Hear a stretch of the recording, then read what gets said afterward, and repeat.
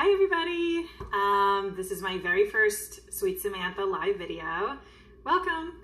Under the circumstances, things are a little weird right now, so I'm trying to have a little bit of calm in a craziness. I'm here with my three children.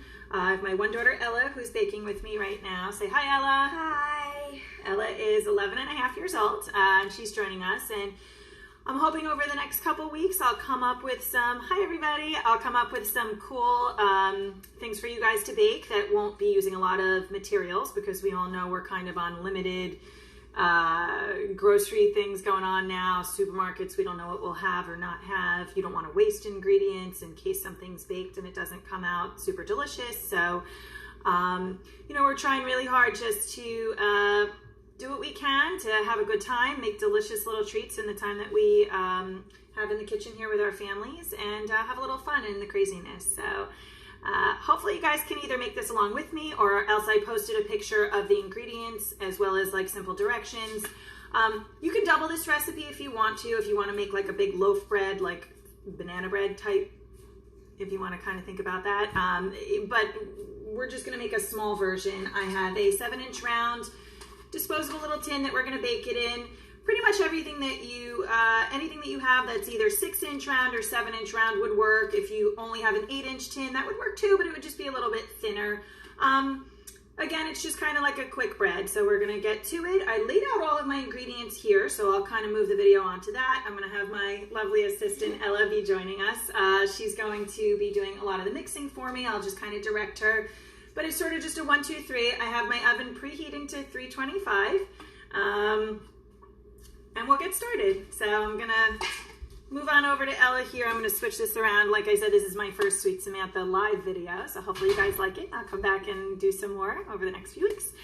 Feel free to comment and tell me what you might like to see baked over the next few days. I have a bunch of recipes that don't even require eggs, that might be made with just a tiny bit of oil. I've got pantry staple recipes like oatmeal cookies, which are really good.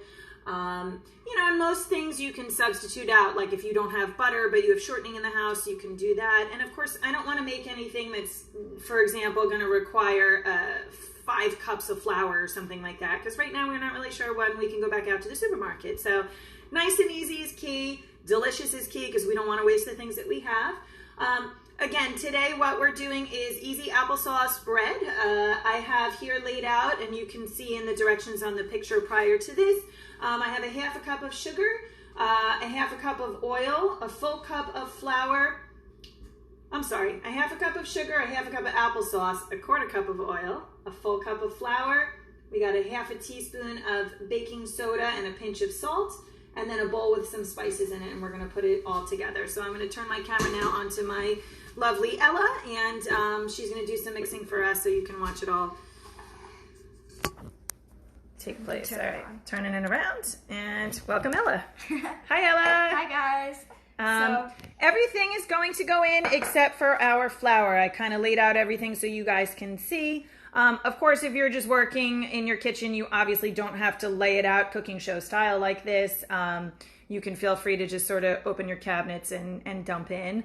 I would say the only thing that you have to be careful about measuring always whenever you're baking is your leavening agents, such as your baking soda. You have to be careful with that, not to have anything taste a little bit too acidic or off. Plus, you want it to rise correctly. And generally your flour, you really want to measure your flour correctly. So whenever we're baking, we're going to kind of do that scoop and sweep method. If you've never done that before, basically it means to fill up and kind of chop it off to get a nice level cup of flour. And this is all-purpose flour, so most people should have this in the house.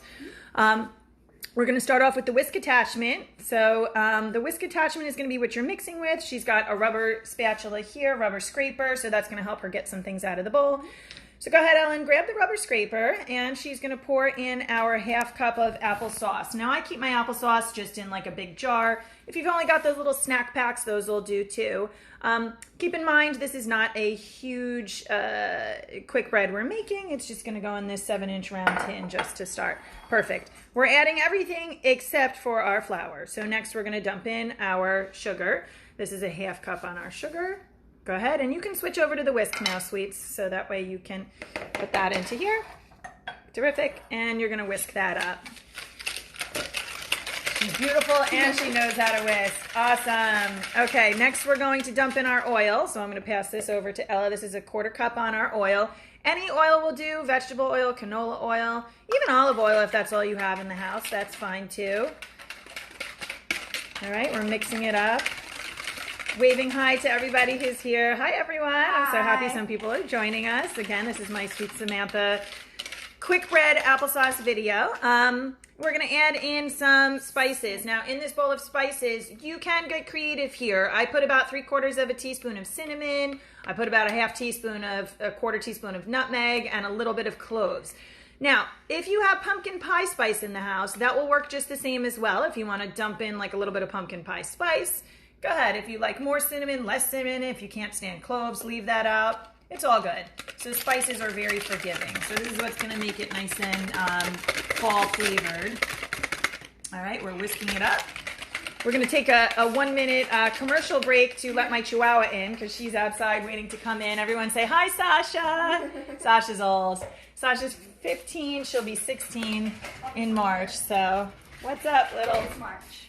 Yeah, March 26th. All right, anyway, so we're coming back to my Ella here.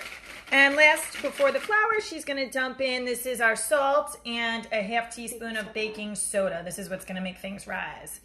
So, all right, go ahead, whisk that up. And it should look like this. Perfect. It should look nice and good. All right, so at this point now, she's going to switch over to our rubber scraper. And we're going to add the flour. This is where we don't want to just go to town being crazy with the mixing instructor. Oh, thanks so much. Best instructor ever. Thank you so much. Yay. Okay.